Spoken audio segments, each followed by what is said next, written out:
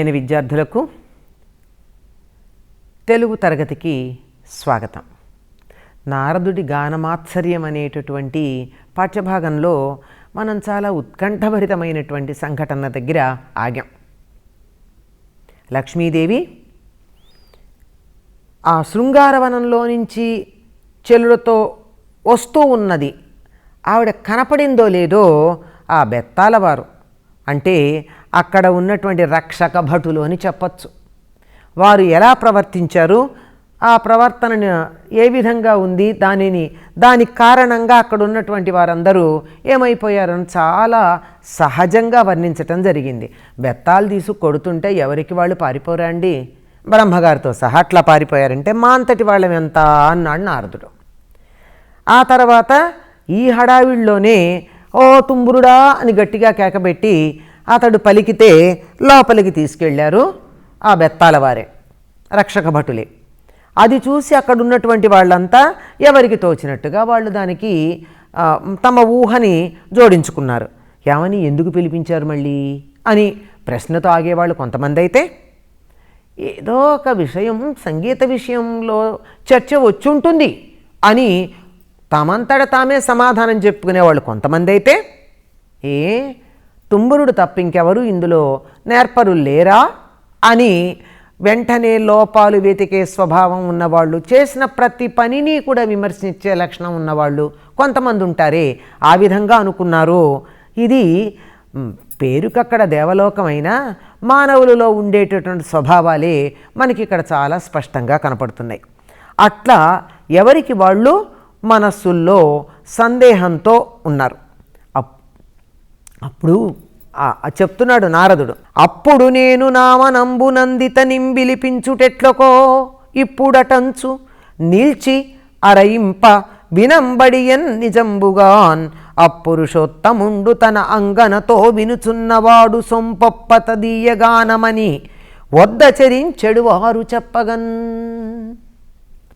అందరూ తలొక రకంగా మాట్లాడుకుంటూ ఉంటే నాకు కూడా కొద్దిగా ఆలోచన వచ్చింది.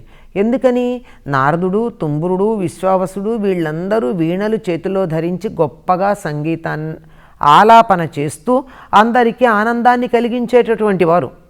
మరి ఇక్కడ నారదుడు, విశ్వావసుడు మొదలైన వాళ్ళందరూ ఉండగా తుంబురుణ్ణొక్కడినే ఎందుకు పిలిచారు అనేటటువంటి సందేహం ఎప్పుడూ తమతో సమానమైనటువంటి వాళ్ళ పట్లే కదా ఇటువంటి ఆలోచనలు వస్తాయి. అందువల్ల ఈ ఆలోచన ప్రత్యేకంగా వచ్చింది ఎవరికి అంటే వీణాధరుడైనటువంటి నారదుడికి. అప్పుడు నా మనస్సులో అనుకున్నాను ఏమనంటే, ఇతనిం పిలిపించుటెట్లకో, ఇతన్ని ఎందుకు పిలిపించారబ్బా ఇప్పుడు అటంచు నిల్చి అక్కడే నిలబడ్డా, అరయింపన్ విచారణ చేశా, కనుక్కున్నా. అరుచుకోవడం అంటారు కొన్ని ప్రాంతాల్లో, అంటే తెలుసుకోవడం, వివరంగా తెలుసుకునేటటువంటి పద్ధతి అన్నమాట. అరయింపన్ తెలుసుకోగా వినంబడియన్ అక్కడ వాళ్ళు చెప్తూ ఉంటే మాట వినబడింది. ఏమని, నిజంబుగాన్, నిజం ఇందులో ఎటువంటి ఊహాగానం కాదు, అసత్యం అసలే కాదనుకోండి, ఊహ కూడా కాదు.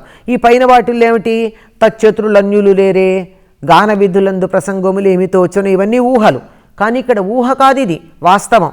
ఏమని, నిజంగా అపురుషోత్తముండు, ఆ ప్లస్ పురుషోత్తముండు, అపురుషోత్తముండు, పురుష ఉత్తముడు, పురుషోత్తముడు, ఆ పురుషోత్తముడు తన అంగనతో తన భార్యతో అనగా లక్ష్మీదేవితో వినుచున్నవాడు సొంపొప్ప తదీయ గానము.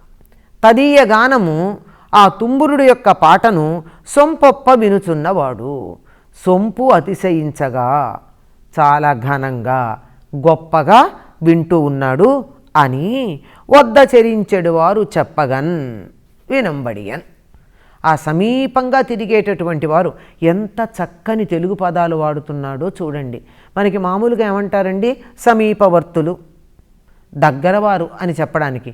వద్ద చరించెడు వారు అంటే విష్ణుమూర్తి దగ్గరికి వెళ్ళి ఉండగలిగినటువంటి వాళ్ళు, ఆయన దగ్గర తిరగలిగినటువంటి వాళ్ళు, ఆయన సమీపంలో వర్తించేటటువంటి వాళ్ళు, వాళ్ళు చెప్పగన్ చెబితే వినంబడియన్. అంటే ఇక్కడ అందరూ ప్రశ్నిస్తున్నారు కదా, తుంబురుణ్ణి ఎందుకు పిలిచారు, లోపలికి ఎందుకు వెళ్ళాడు, ఏం జరుగుతోంది లోపల అని అంటే అక్కడ ఉన్నటువంటి వాళ్ళు ఆంతరంగికులు అంటూ ఉంటామే, ఆ ఆంతరంగికులైనటువంటి వాళ్ళు అప్పుడప్పుడు మాకే కదా అవకాశం దొరికింది, లోపల జరిగే రహస్యం బయటికి చెప్పడం అన్నది మా వల్ల జరిగిందే అని చెప్పి, అంటే ఇప్పుడే అందిన వార్త లేదంటే మనకి బ్రేకింగ్ న్యూస్ ఇలాంటి మాటలు అంటూ ఉంటారు. ఎవరు ముందు చెప్పారో వాళ్ళు చాలా ఘనమైనటువంటి వాళ్ళుగా పరిగణించబడతారు.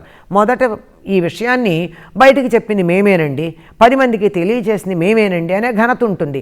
కనుక ఆ సమీపంలో వర్తించేటటువంటి వాళ్ళల్లో ఒకళ్ళు ఎవరో అక్కడ అంటున్నారట, లోపల ఆ పురుషోత్తముడు తన భార్యతో కలిసి ఈ తుంబురుడి యొక్క గానాన్ని వింటున్నాడు అనేటటువంటి మాట వాళ్ళంటే వినపడింది.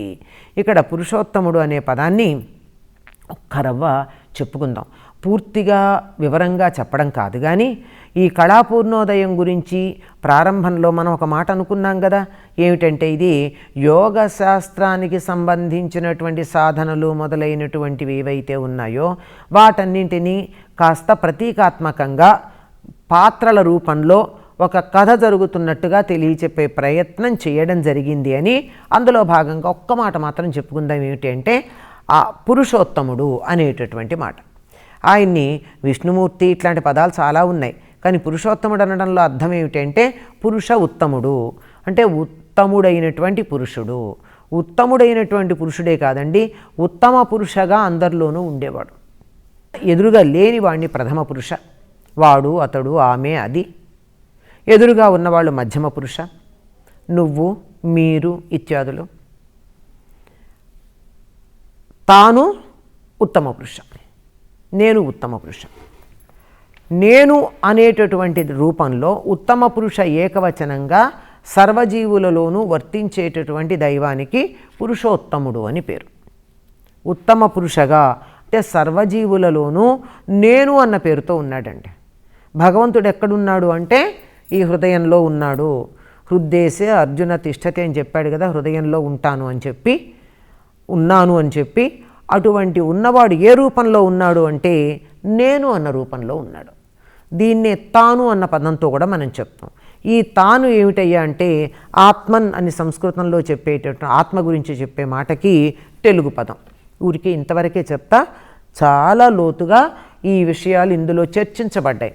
పైకేమో కథలాగా ఉంటుంది, అద్భుతమైనటువంటి వెనకది ముందు, ముందుది వెనక, అలా ఫ్లాష్ బ్యాక్లో ఫ్లాష్ బ్యాక్, ఇలా ఉన్నటువంటి కొన్ని జన్మల కథ అండి ఇది. పైగా ఒక్కసారి చదివితే ఈ కథాభాగం అర్థం కాదు. కళాపూర్ణోదయం కథని గనక కథగా చెప్పుకుంటూ వస్తే ఒక్కసారి విన్నట్టయితే ఈ పాత్ర పూర్వజన్మలో ఏమిటి, ఈ పాత్ర ఈ జన్మలో ఏమిటి, ఇలాంటివన్నీ చెప్పుకుంటూ అబ్బో అయోమయంగా ఉంటుంది.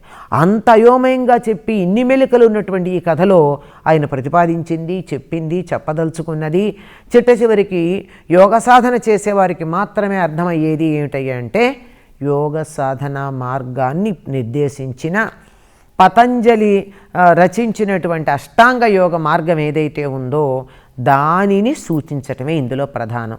కనుక పురుషోత్తముడు అంటే ఉత్తమ పురుషగా అందరిలోనూ ఉన్నటువంటి వాడు, భగవంతుడు అందరిలోనూ ఉంటాడు అనే సత్యాన్ని గుర్తించటమే ఇక్కడ చేయాల్సింది. నారదుడు దెబ్బతిన్నదే ఇక్కడ. అందుకే ప్రత్యేకంగా పురుషోత్తముడు అన్న పదం ఉపయోగించడం జరిగింది.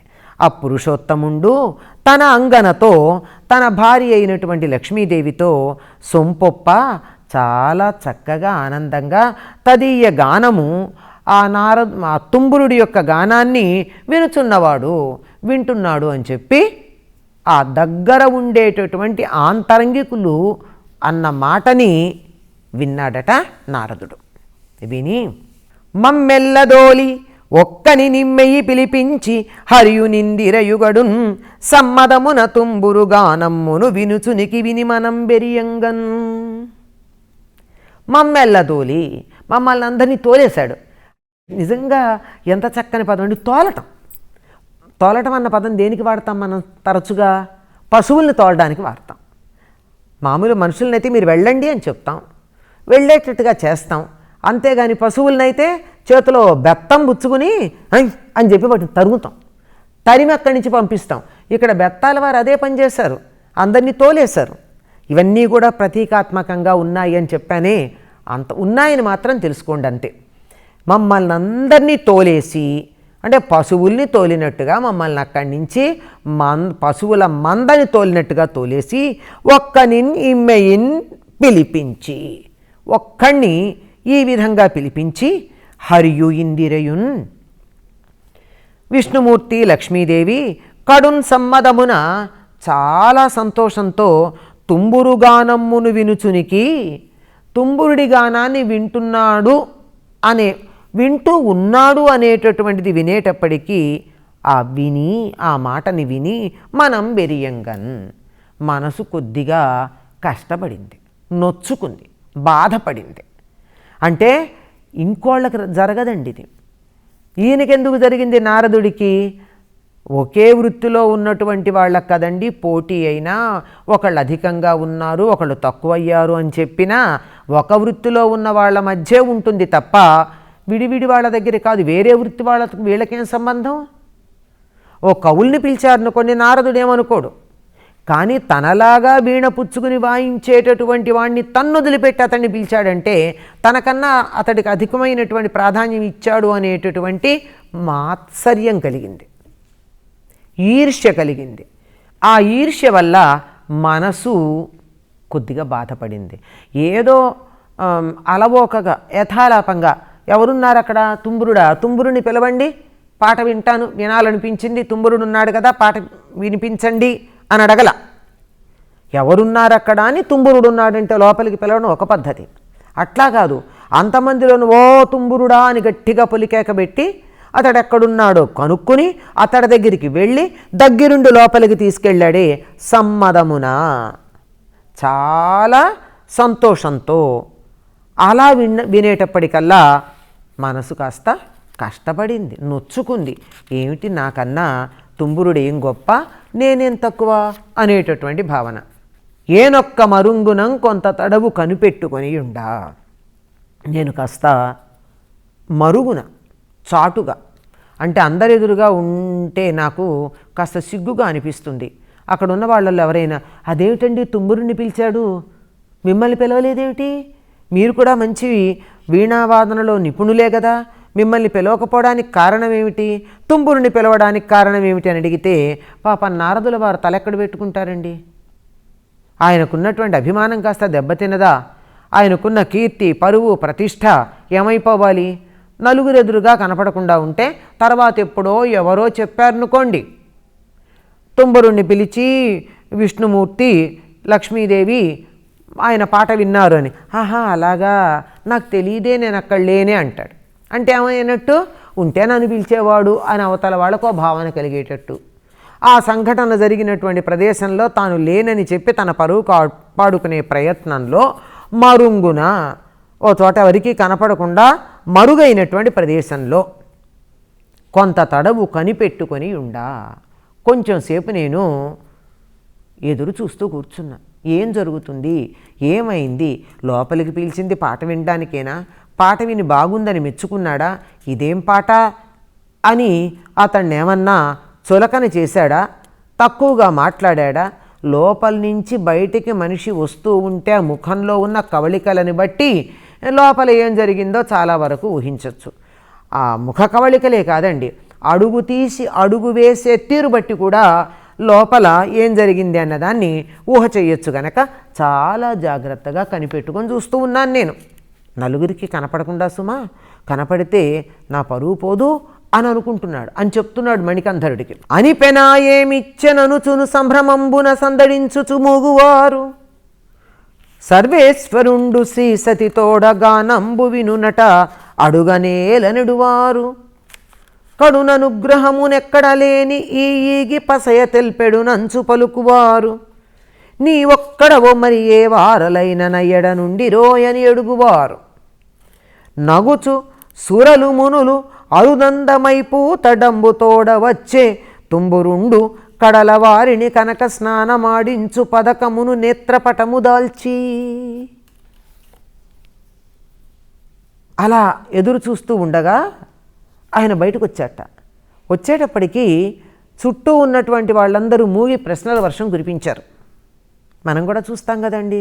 ఈ రోజుల్లో అయితే ఎవరు ఎలాంటి ప్రశ్నలు అడిగారు, ఎటువంటి సమాధానాలు చెప్పారు అని ప్రత్యక్షంగా మనం దృశ్య మాధ్యమాల ద్వారా చూస్తూ ఉంటామే. అటువంటి దృశ్యం, అటువంటి దాంట్లో ఈయన ఏమంటాడు, కొంతమంది అనిపెనా ఏమిచ్చన్, నిన్ను పంపించేశాడు కదా, ఏమిచ్చి పంపించాడు నీకు అంటే పాట విన్నాక ఒట్టి చేతులతో పంపించాడా విష్ణుమూర్తి? అట్లాంటి వాడు కాదు. అందులోనూ పక్కన లక్ష్మీదేవి ఉంది. ఒట్టి చేతులతో పంపించారు కదా, ఏమిచ్చి పంపించాడు నిన్ను అంటూ సంభ్రమంబున సందడించుచు మూగువారు.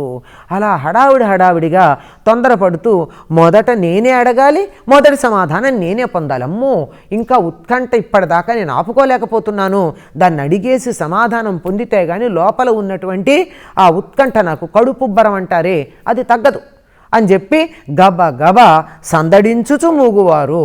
సందడి చేస్తూ ఆయన చుట్టూతా చేరాట, తుంబురుడు చుట్టూతా. సర్వేశ్వరుండు శ్రీసతితోడగానంబు వినెనట అడుగనేలనడువారు. ఇంకేమిటయ్యా అడుగుతారు, లోపలేం జరిగిందని మీకు వివరాలు కావాలా? ఎందుకు? సర్వేశ్వరుడు, సర్వ సర్వేశ్వరుడు, సమస్తానికి అధిపతి అయినటువంటి శ్రీ మహావిష్ణువు శ్రీసతితోడ లక్ష్మీదేవితో కలిసి గానంబు వినెనట, పాటని విన్నట్ట. అడుగనేలా, ఇంకేం అడుగుతారయ్యా? సాక్షాత్తు లక్ష్మీదేవితో కలిసి కూర్చుని పాట విన్నాడు అన్నాక లక్ష్మీ అనుగ్రహం తప్పకుండా ఉంటుంది. లక్ష్మీదేవి అనుగ్రహించే ఉంటుంది. వివరాలు మీకెందుకు? మంచి సంపదలన్నీ లభ్యమై ఉంటాయి. అడగడం దేనికి అన్నట్ట కొంతమంది. కడుననుగ్రహము ఎక్కడ లేని ఈగి పసయ తెలిపెడు నంచు పలుకువారు.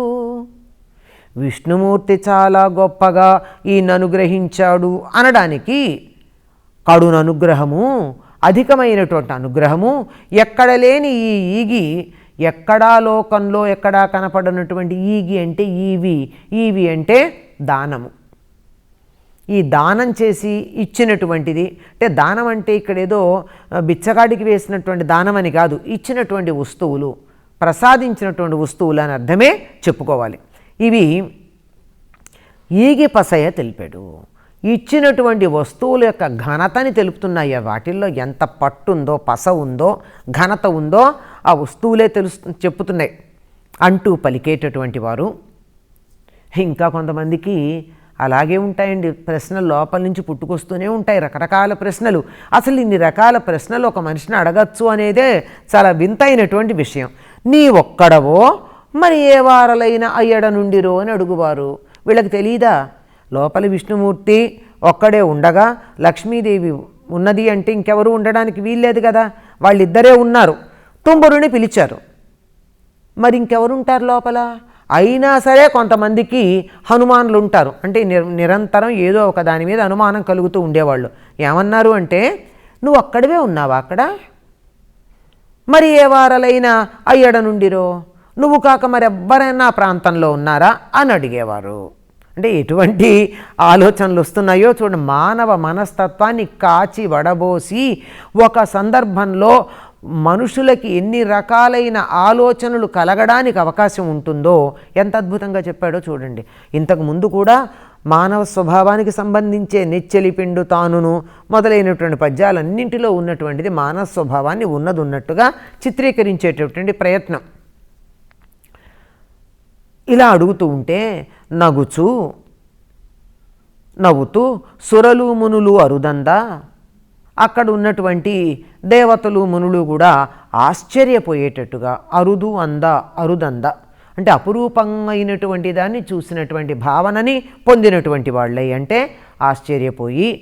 పోయేటట్టుగా మైపూత డంబుతోడా, మైపూత డంబు, మైపూత అంటే శరీరం మీద పూసుకునేటటువంటి పూతలు, లేపనాలు అంటాం. శరీరం పైన అలదుకునేటటువంటి లేపనాలు, ఆ లేపనాల యొక్క మంచి పరిమళం, దాంతో తుంబురుండు, ఆ లోపల నుంచి బయటకు వచ్చిన తుంబురుడు కడలవారిని కనక స్నానమాడించు పథకమును, కడలవారిని తన పక్కన ఉన్నటువంటి వారిని కనక స్నానమాడించు, బంగారు నీళ్లతో స్నానం చేయించేటట్టుగా ఉన్న పథకమును, ఒక పథకం, నేత్రపటము, మంచి విలువైనటువంటి వస్త్రము, దాల్చి వచ్చాడు. డంబుతోడ వచ్చే తుంబురుండు. అందరూ ఈ రకమైన ప్రశ్నలు వేస్తూ చుట్టూ మూగుతూ ఉంటే ఆ వైకుంఠపు ద్వారం తెరుచుకుని అందరూ ఆశ్చర్యపోయేటటువంటి పద్ధతిలో తుంబురుడు వచ్చాడు. ఏమిటి ఆశ్చర్యం కలిగించడానికి కారణం అంటే, అందరికీ వారికెవరికి ఎప్పుడు ఎక్కడా చూడల ఒక్క విష్ణువు మాత్రమే ధరించేటటువంటి మైపూత మంచి గంధం ఆయన ధరించాడు. అందువల్ల బ్రహ్మాండమైనటువంటి పరిమళం వస్తోంది. ఆ మెడలో వేసినటువంటి పదకము, కట్టుకున్నటువంటి వస్త్రము, వాటి కాంతులు బంగారు కాంతులు ఈనుతూ ఉంటే ఆ బంగారు కాంతులు పక్కనున్నటువంటి వారి మీద ప్రతిఫలించి వారు బంగారంతో స్నానం చేశారా అన్నట్టుగా బంగారం వారి ఒంటి మీద పూత పూసిందా అనిపించేటంతటి కాంతిని పరిసరాల్లో ఉన్నటువంటి వాళ్ళ మీద ప్రసరింపచేసే కాంతివంతమైన పదకాన్ని, వస్త్రాన్ని ధరించి వచ్చాడు. ఇది చాలా విశేషమైనటువంటిది. ఎందుకంటే ఇంతటి అపురూపమైనటువంటి సన్మానం లోకంలో జరగడం అన్నది చాలా కష్టం. ఎందుకు అంటే విష్ణుమూర్తి తాను అలదుకునేటటువంటి మంచి గంధాన్ని ఇంకొకరికి ఇవ్వడం అన్నది అపురూపమైనటువంటి విషయం. ఎందుకంటే విష్ణువు అలంకార ప్రియుడు అని చెప్తారు. ఆ అలంకారాల్లో కూడా ఆయనకి మంచి గంధపు చందన చర్చ అని చెప్తామే, అది ప్రధానమైంది. అది ఆయన కోసం మాత్రమే ఉంటుంది. ఇంకెవ్వరికి దాన్ని ఆయన ఇవ్వడు. ఎందుకంటే దానికి ఒక ప్రత్యేకమైనటువంటి పద్ధతి ఉంది ఆ మంచి గంధం తయారు చేయడానికి. చందనపు చెక్కను అరగదీసినంత మాత్రాన గంధం అవదండి. అది ఒంటికి పూసుకునేటటువంటి గంధం కాదు. అది పన్నీరుతో దానిని అరగదీయాలి. పచ్చకర్పూరము, కస్తూరి, పునుగు, జవాది మొదలైనటువంటివి ఎన్నో అనుపానాలు అందులో చేర్చాలి. ఆ చేర్చటానికి కూడా పాళాలు తేడా ఉంటాయి. వేసవి కాలంలో ఆ మంచి గంధపు మైపూతలో చేర్చేటటువంటి పరిమళ ద్రవ్యాల లెక్క వేరుంటుంది. వర్షాకాలంలో వేరుంటుంది, శీతకాలంలో వేరుంటుంది. అలాగే రాత్రి వేరు, పగలు వేరు, మధ్యాహ్నం వేరు. ఇలా కాలానుగుణంగా ఒంటికి చందనపు పూతని పూసుకోవడం అనేటటువంటిది ఒక చాలా విలాసవంతమైన భోగంగా విష్ణు అనుభవించే వాటిల్లో చెప్తారు. నిజానికి ఆయనకు ఒక పెద్ద డిపార్ట్మెంటే ఉంటుందనుకుంటా ఈ చందనం తయారు చేసేది. అటువంటి చందనం ఆయన తన కోసం చేయించుకున్నది ఇంకెవరికన్నా ఇస్తాడా? ఇస్తే తన విలువేమిటండి? తన ప్రత్యేకతది. అట్లాంటిది ఈరోజు తుంబురుడికి అటువంటి మంచి గంధం చక్కగా చందన చర్చ చేసి పంపించాడు. సన్మానంలో ప్రధానంగా ఉండాల్సింది, ఈ రోజుల్లో చాలామంది సన్మానాలంటే అనేక పద్ధతుల్లో చేస్తారు, కానీ ప్రధానమైనటువంటిది ఏమిటి అంటే చందనము, వస్త్రం, అంతే. ఇంకా తర్వాత నగలు ఇత్యాదులు ఏమైనా ఉన్నా లేకపోయినా పర్వాలా. అందుకే పూర్వకాలం పెళ్ళిళ్ళకు శుభలేఖలు రాసేటప్పుడు మదర్పిత చందన తాంబూలాదులు స్వీకరించి మమ్మ ఆనందింపజేయ ప్రార్థన అంటారు. చందనం రాసామంటే ఇంటికి వచ్చిన నిన్ను మేము గౌరవించాము, సన్మానం చేశాము అని అర్థం. ఆ చందనం అన్నది అంత విలువైనది. మామూలు చందనానికి అంత విలువ ఉంటే విష్ణుమూర్తి తాను లేపనం చేసుకునేటటువంటి చందనం ఇచ్చాడంటే అది ఎంత గొప్ప సన్మానం. అదైన తర్వాత వస్త్రం ఇవ్వడం కూడా పద్ధతి. కనుక ఇచ్చినటువంటిది ఆ చందనం ఒకటి, దాని పరిమళం ఘుమ ఘుమ ఘుమ అన్ని వైపులకి వ్యాపిస్తూ ఉన్నది. ఆ ఇచ్చినటువంటి వస్త్రం యొక్క కాంతి, పతకం యొక్క కాంతి పరిసరాలకు వ్యాపించి అందరూ బంగారు స్నానం చేసినట్టుగా ఆ బంగారు కాంతి అందరి మీదకి ప్రసరిస్తూ ఉంది. అప్పుడు ఆ సమయంలో దగదగయను పదకంబున నిగయను క్రొమ్మెరుంగు నేత్రపటమునన్ బుగబుగయను మైపూతన్ బగబగయని పింఛనతడు నా హృదయంబున్. దగదగయను పదకంబున, దగదగా మెరిసిపోతున్నటువంటి పథకం, నిగనిగా మెరిసిపోతూ క్రొమ్మెరుంగు పటమునన్ క్రొత్త మెరుగుతో కూడినటువంటి మంచి విలువైన వస్త్రం, క్రొత్త మెరుగు, క్రొమ్మెరుగు, బుగబుగయను మైపూతన్ ఘుమఘుమలాడే పరిమళాన్ని విరజిమ్ముతూ ఉన్నటువంటి మైపూత లేపనం బగబగయనిపించెనతడు నా హృదయంబునన్. ఈ మూడు చూసేటప్పటికల్లా నా గుండెలు భగ భగ భగ మండిపోయాయి. మరి ఈర్ష్య మామూలుదా? మాత్సర్యం మామూలుదా? దాంతో నా గుండెల్లో మంటొచ్చింది. అక్కడ పదకం మెరుస్తున్నా, ఆ వస్త్రం మెరుస్తున్నా, మైపూత పరిమళిస్తూ ఉన్న నా గుండెలో ఆ మంట క్షణక్షణానికి పెరిగిపోతూ ఉన్నది. తను క్రమరంగా పిలిచిన వేళ ఎంద నాతో విచారింపకపోవుటెట్లు, పోయవో నన్ను పిల్వజేయక తానొక నెరజానయై విద్య నెరపుటెట్లు, నెరపెవో ప్రభువు మన్నించినాడని మీదు పరికింపకీ సొమ్ము పట్టుటెట్లు, పట్టెవో దొంగ తేల్గుట్టినట్టివి దాచికొంచుపోవక మెరయించుటెట్లు, లేడు తగవరి ఎందును మూడిజొచ్చి వాత వెళ్ళెడు వాడే ఎవ్వాడు నంచు, పాపి తుంబురుడా ఎంచు పండ్లు కొరుకు కొంచు లోలోన నుడికితి కొంత తడవు. ఆ తుంబురుణ్ణి చూడగానే నారదుడికి ఇలాంటి ఆలోచనలు వచ్చాయి. తను క్రమరంగా పిలిచిన వేళ ఎందా, తను వెనక్కి పిలిచారు, అందరినీ తరిమి కొడుతూ నువ్వు రాని వెనక్కి పిలిచారే, క్రమరంగా వెనక్కి పిలిచిన వేళ ఎందా, పిలిచిన సమయంలోనే నాతో విచారింపకపోవుటెట్లు, ఎందుకు పిలుస్తున్నాడు విష్ణుమూర్తి, వెళ్ళనా అని నన్ను అడగాలి కదా, అడగలేదు. నాతో విచారించక నన్ను సంప్రదించకుండా లోపలికి ఎట్లా వెళ్ళాడు, అసలు అక్కడే తప్పు చేశాడు. ఏమో తొందరపాటు విష్ణువు పిలిచాడు అని వెళ్ళాడు అనుకో, పోయేవో వెడితే వెళ్ళాడు. వెళ్ళిన తర్వాత నన్ను పిల్వజేయక తానొక నెరజానయ్య విద్య నెరపుటెట్లు, నన్ను పిలవనంపాలి కదా. నేనా వీణ వాయించంటే నేను ఒక్కడిని ఏం వాయిస్తానండి, నారదుడిని కూడా పిలవండి అని చెప్పాలి కదా, చెప్పలేదు.